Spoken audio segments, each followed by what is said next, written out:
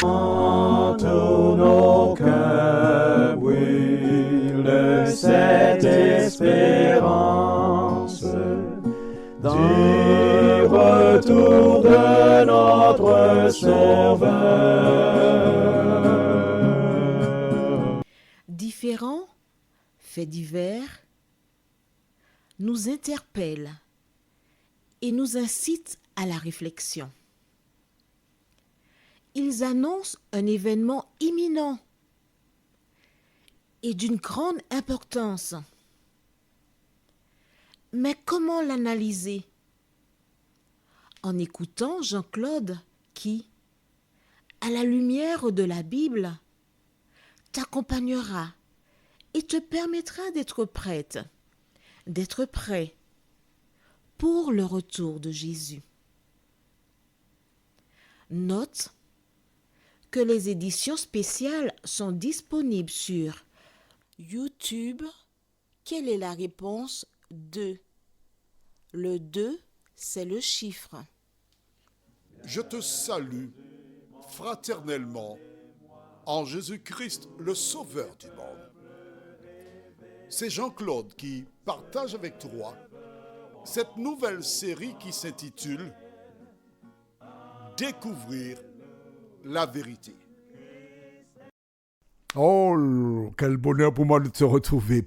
Le thème est magnifique, celui que nous verrons en ce jour, puisque c'est « Je serai ton Dieu ». Ah, juste avant, prions. Notre Seigneur et notre Dieu, nous tournons nos regards vers toi, la source de la vie. Car en toi, nous avons toutes choses. Merci pour le bonheur de te connaître. Merci pour l'assurance qu'un jour, nos yeux verront Jésus. Assiste-nous, conduis-nous, nous t'en prions, au nom de Jésus et pour ta gloire éternelle. Amen. J'aime énormément ce titre. Je serai ton Dieu. Comment devient-on un adorateur du véritable Dieu? Je vais utiliser une métaphore avec toi, d'accord? C'est celle d'une jeune femme de plus de 25 ans qui a une activité professionnelle, qui travaille depuis 2 ans, qui fait des économies, qui sait gérer son argent et qui a un projet pour acquérir une maison. Une femme quoi. Mais cette femme qui a ce travail, qui a le don d'organisation, etc., elle a besoin d'un homme. Parce qu'elle est une humaine et elle a besoin d'aimer. Parce que Dieu a dit qu'il n'est pas bon que l'homme soit seul. Je lui ferai une aide semblable à lui. Que se passe-t-il? Elle va prendre son temps pour étudier toutes les propositions qui lui sont faites. Parce que des hommes qui voient une belle femme, attention, quand je dis belle femme, je m'entends.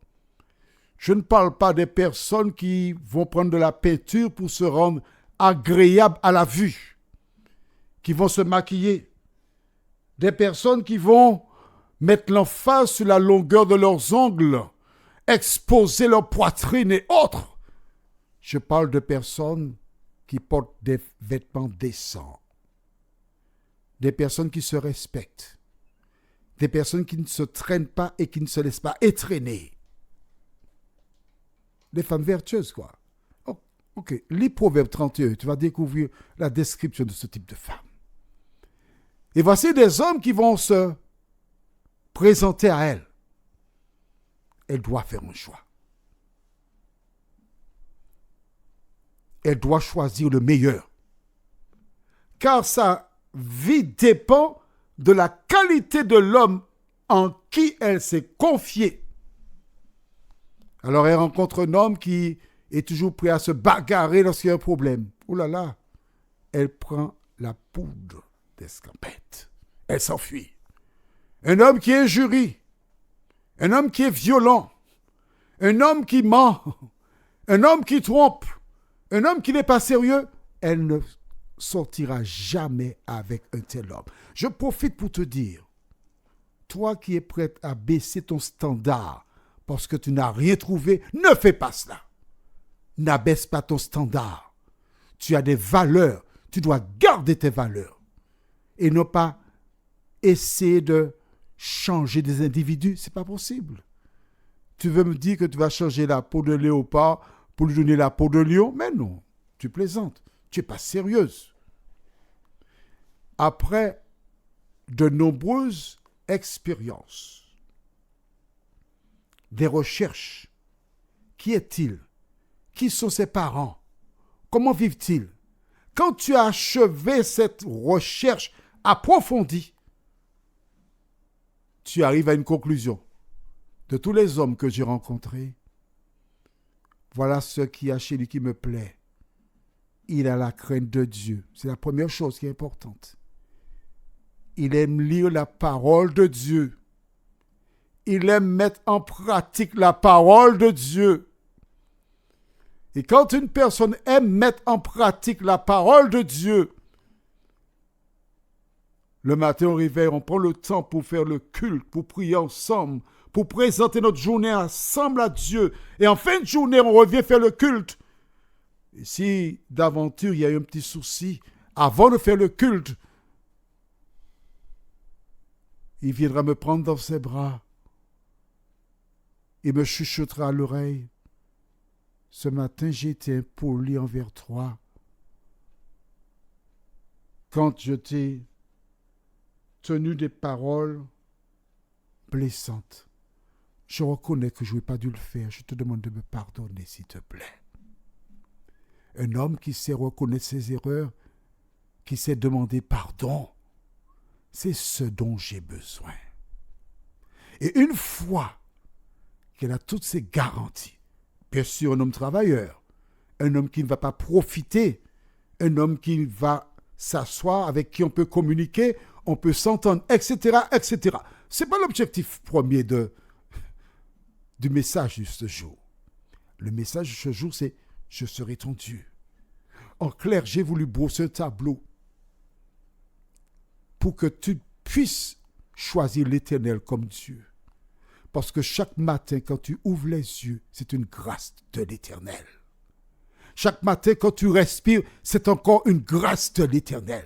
Chaque matin, quand tu peux te mouvoir, sortir, faire des choses, c'est encore une grâce de l'Éternel. Chaque matin, quand tu es en mesure d'aller sur un lieu de travail, etc., etc., etc., ce sont des grâces de l'Éternel. Comment pourrais-je me tenir loin de celui qui fait toutes ces choses pour moi? Lisons dans Genèse 17, les versets 7 et 8. J'établirai mon alliance entre moi et toi, et tes descendants après toi, selon leur génération.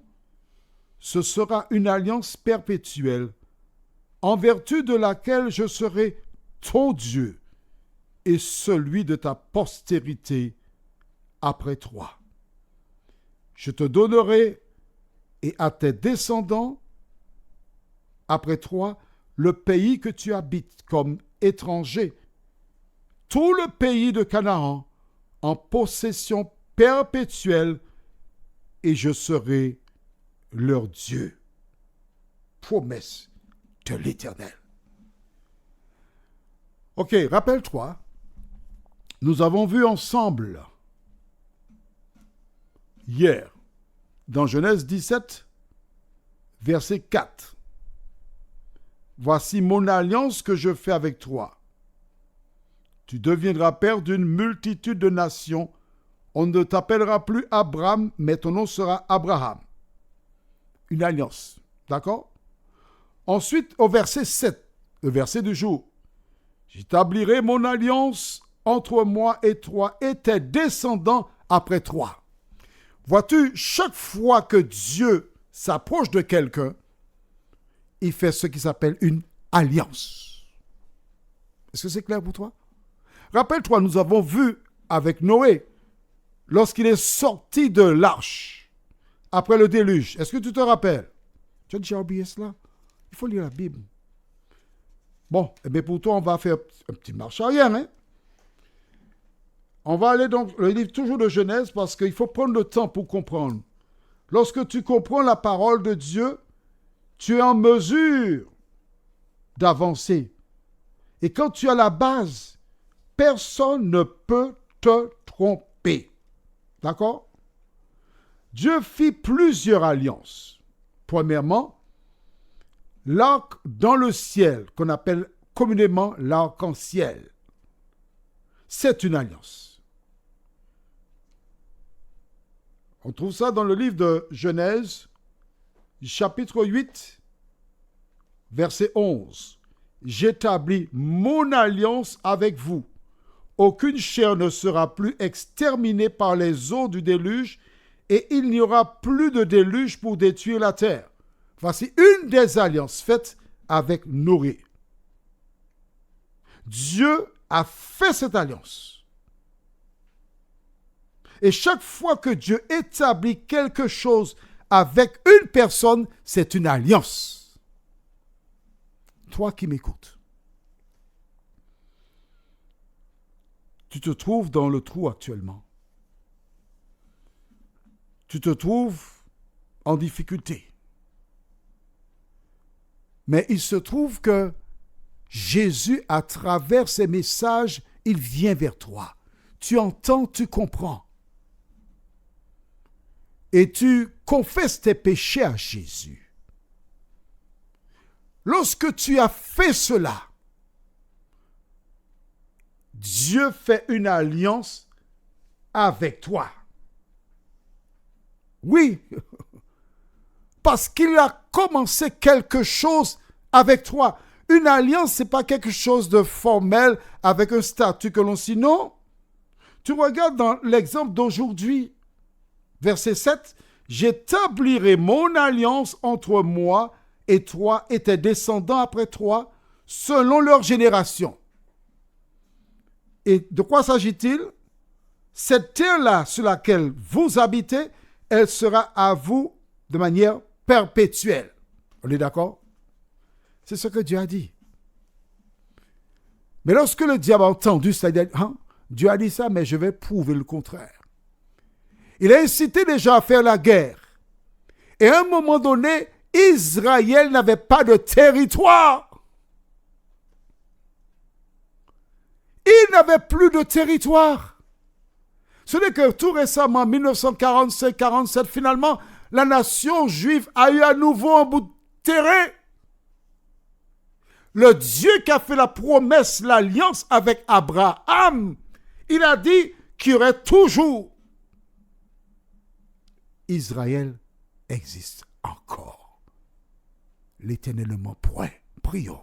Notre Seigneur et notre Dieu, nous sommes heureux de venir vers toi et de reconnaître que la parole de l'Éternel n'est pas dans l'air. Et j'invite toutes celles et ceux qui ont écouté cette cause et aller sur un moteur de recherche et voir l'histoire d'Israël. Si Israël existe aujourd'hui, c'est parce que Dieu avait établi une alliance avec Abraham. Merci Seigneur, au nom de Jésus. Amen.